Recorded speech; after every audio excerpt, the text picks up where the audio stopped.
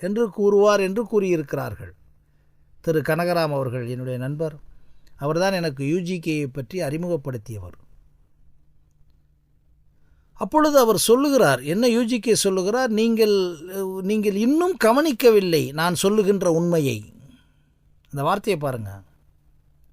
இல்லை இருக்கு என்று விவாதம் பண்ண முயற்சி செய்தாலோ அல்லது அதற்குரிய விஷயங்களை பேச நினைத்தாலோ, you are interpreting what I am saying, you are not listening what I am saying. நீங்கள் நான் சொல்லுவதை முழுவதுமாக கவனித்து உள்வாங்கி விட்டீர்களானால் நீங்கள் என்னிடம் வரமாட்டீர்கள் என்று சொல்லக்கூடிய மாபெரும் ஆளுமை படைத்தவர்தான் யூஜிகே. இந்த உலகியலில் என்ன வைத்திருக்கிறார்கள்? மடங்கள் வைத்திருக்கிறார்கள், பெரிய பெரிய கூட்டங்களை வைத்திருக்கிறார்கள். ஆனால் யூஜிகே அவர்கள் சொல்லுவது, நீங்கள் தொடர்ந்து என்னை கேள்வி கேட்டுக்கொண்டே இருக்கிறீர்கள், அதனால் பேசுகிறேன். எனக்கு பேசவே பிடிக்கவில்லை, ஆனால் நீங்கள் தொடர்ந்து என்னை கேட்டுக்கொண்டே இருக்கிறீர்கள். ஒரு கூட்டம் உண்மையிலேயே நான் என்ன நினைக்கிறேன், நான் என்ன உணர்ந்தேன், நான் என்ன அனுபவித்தேன் என்பதை நீங்கள் புரிந்து கொண்டீர்களானால் என்னிடம் வரமாட்டீர்கள் என்று அப்படியே அடித்து சொல்லுகிறார். அதை பார்த்து கேட்டு சிரித்து கொண்டே மறுபடியும் யூஜிகேவுக்கு கூடிக்கொண்டே இருந்திருக்கிறார்கள் சமீப காலம் அவருடைய மறைவு வருவதுவரை. அதையெல்லாம் இணையதளங்களில் பார்க்கும்போது, இப்படி ஒரு மனிதனா? மருத்துவர்கள் அவரை பற்றி கொஞ்சம் கமெண்ட் அடிக்கிறார்கள். சில மருத்துவர்கள் இது ஒரு சைக்கோசோமேட்டிக் டிஸார்டர் மாதிரி இருக்கிறது என்று கூட சிலர் கமெண்ட் அடிக்கிறார்கள். இவர்கள் சைக்கோசோமேட்டிக் டிஸார்டர் என்ற கான்செப்டை படித்ததை பொருத்தி பார்க்கிறார்கள். ஆனால் ஒரு எக்ஸ்ட்ரீமான ஒரு விஷயம் என்பதை இவர்களுக்கு, எக்ஸ்ட்ரீம் சயின்ஸுக்குள்ளே வராது. ஒரு எக்ஸ்ட்ரீமான ஒரு விஷயம், மெடிக்கல் மிரக்கிள் என்று சொல்லுகிறார்கள், இதெல்லாம் சயின்ஸுக்குள்ளே வராது. அப்போ அதையெல்லாம் மீறி பேசுகிறார். கேட்டால் அவர் சொல்லுகிறார், நான் அதை உணர்கிறேன், அவ்வளோதான். இப்போ இந்த இடத்துல நம்ம பாருங்கள், அமைதி என்பதை அவர் அமைதிக்கு ஒரு விளக்கணம் கொடுக்குறார் பாருங்கள். உங்களால் புரிந்து கொள்ளவே முடியாது. அப்போ நம்ம நினைக்கிறோம், எதை அமைதி என்று யூஜிகே புரிந்திருப்பார் என்று ஒரு தேடல் உணர்வோடு யூஜிகேயை சிந்திக்க விரும்புகிறோம்.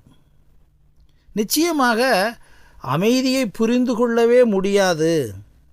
நீங்கள் அமைதியை பற்றி பேசலாம், மனதில் ஒரு நிலையை உருவாக்கி கொள்ளலாம், ஆனால் உங்களுக்குள் நீங்களே அமைதியாக இருப்பதாக சொல்லிக்கொள்ளலாம். ஆனால் அது அமைதி அல்ல, அது வன்முறை என்று கூறுகிறார். ரொம்ப முக்கியமான விஷயம்.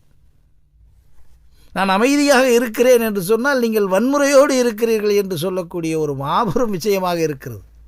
இதை நாம் விலக்கிவிட முடியாது. தமிழனுக்கு இது புரியாமல் இருக்கலாம், இந்தியனுக்கு இது புரியாமல் இருக்கலாம்.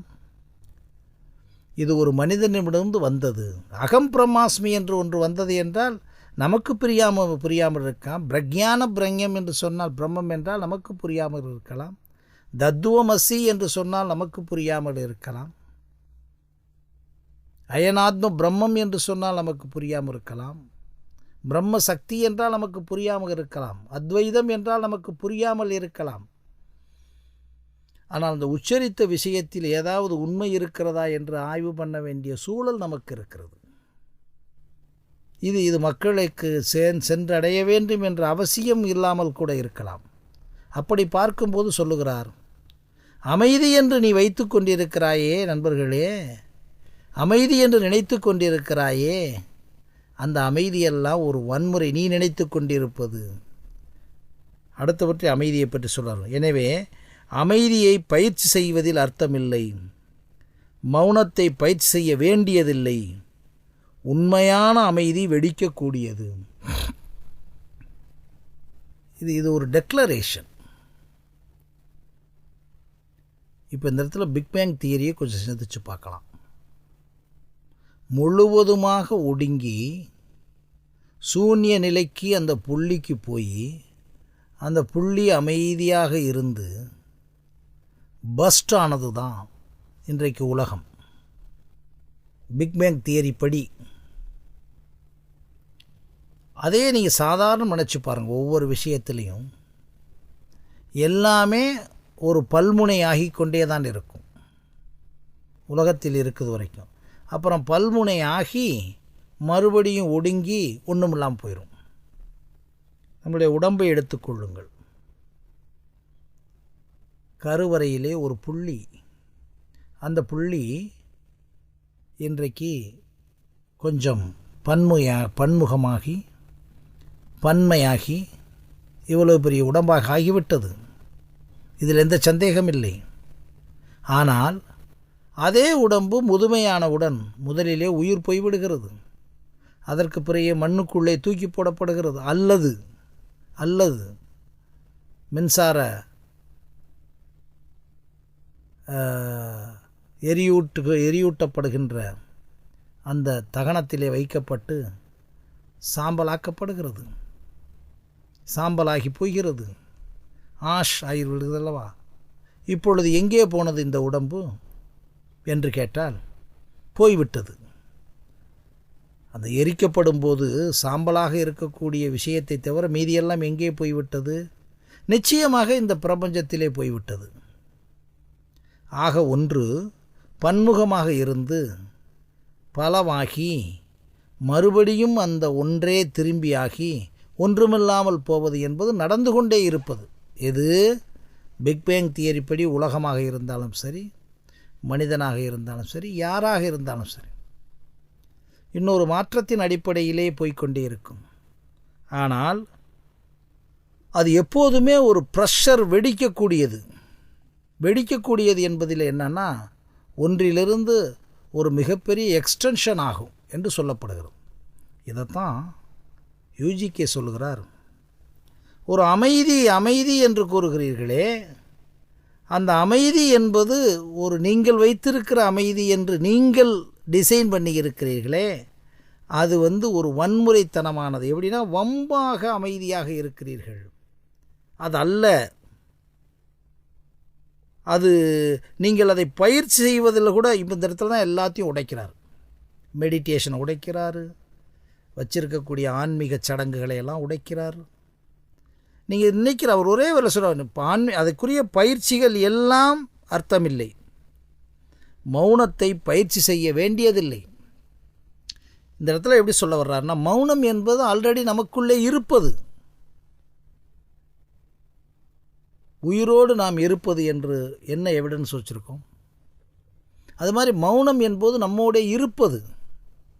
அந்த மௌனத்தை நீங்கள் பயிற்சி செய்து வைத்து கொள்ள வேண்டிய அவசியமில்லை. ஆனால் அது ஒரு பர்ஸ்டிங் கான்செப்ட், வெடிக்கக்கூடியது. இந்த ரெண்டு விஷயத்தையும் பாருங்களேன். இன்றைக்கி இந்த உலகத்தில் அமைதியை பற்றிய விஷயங்கள் அத்தனையும் உடைத்து தூள் ஆக்கப்படுகிறது. இதுதான் யுஜிகே. அமைதி என்பது நீங்கள் நினைக்கக்கூடிய ஒன்றல்ல. அது ஏற்கனவே முழுமையாக இருப்பது, நம்மோடு இருப்பது, உலகோடு இருப்பது.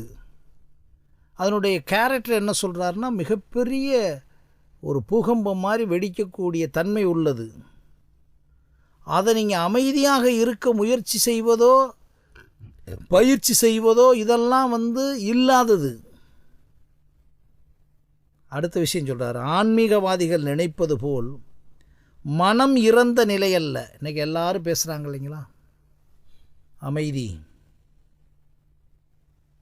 ஓ, நான் என்னுள் அமைதியாக இருக்கிறேன், மௌனம் ஆழமான மௌனத்தை நான் அனுபவிக்கிறேன் என்று சொல்வதில் எந்த அர்த்தமும் இல்லை.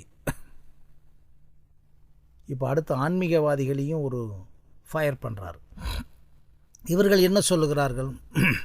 மனம் கடந்த நிலை, மனம் இறந்த நிலை, எத்தனையோ சொல்லி கொண்டு இருக்கிறார்களே, அதையெல்லாம் உடைக்கிறார். நீ சொல்கிறது மாதிரி மனம் இறந்த நிலை அல்ல, அந்த அமைதிக்கும் மனத்துக்கும் சம்பந்தம் இல்லைன்ற மாதிரி கொண்டு போகிறார். இப்போ அஸ்பர் சயின்ஸ் படி, விஞ்ஞானப்படி என்ன சொல்லப்படுகிறது? ஒரு மனிதன் 5